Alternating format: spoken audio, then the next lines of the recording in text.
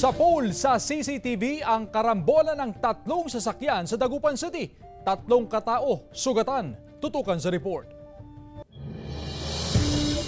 Kuha ang videong ito sa kahabaan ng Barangay Tapuac, Dagupan City, bandang alas 3 ng hapon kahapon, August 7. Makikita ang pagdating ng van na biglang bumangga sa nakaparadang tricycle at kotse.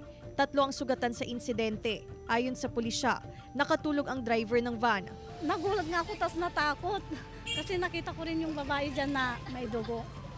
Tas susunod na kasi yung isang customer namin, yung bayaw ng ng barbero namin. Susunod sana siya, nakita ko yung duguan na siya. Base sa investigasyon, ma'am, ng ating mga investigador kahapon, napag-alaman na ay aminado naman, nakaitili pa bang minamayin niyo yung sasakyan. Naharap sa kaukulang kaso ang driver ng van. Nakausap ng news team sa pamamagitan ng telepono ang driver ng van, pero tumanggi muna siyang magbigay ng pahayag.